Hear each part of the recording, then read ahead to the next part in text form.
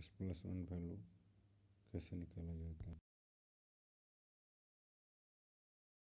तो आज हम बात करने वाले हैं इंजन का कैपेसिटी कैसे निकालें, और इंजन की कैपेसिटी निकालने के लिए हम लोगों को क्या क्या ज़रूरत होता है।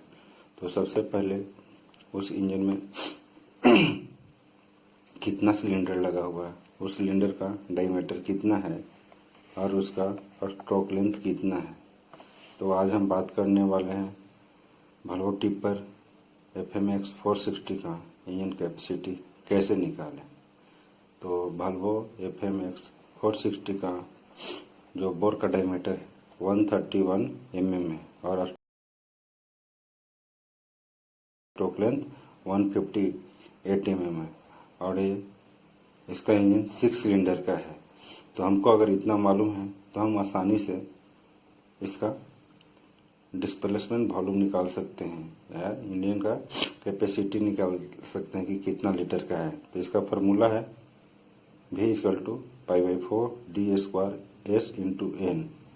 D is the bore, D क्या है, बोर है 131 mm का, और स्ट्रोक लेंथ है इसका 158 mm, और नंबर ऑफ सिलेंडर 6 सिलेंडर का है।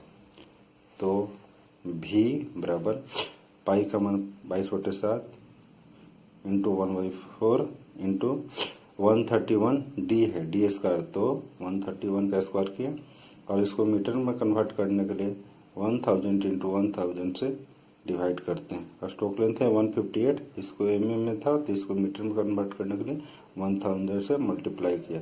6 सिलेंडर है तो इंटू 6। अब इसको कैलकुलेट करके 0.121777350 इतना आया मीटर की। इसको लीटर में कन्वर्ट करने के लिए क्या करते हैं, 1000 से गुना करते हैं। तो 1000 से गुना करने के बाद आया 12.77 लीटर, और इसको ये 5 अंक से बड़ा है तो इसे 1 अंक हटा के 12.7 है तो 1 ऐड कर 12.8 लीटर, यानी वॉल्वो का कैपेसिटी हो गया है आपका 12.8 लीटर। धन्यवाद।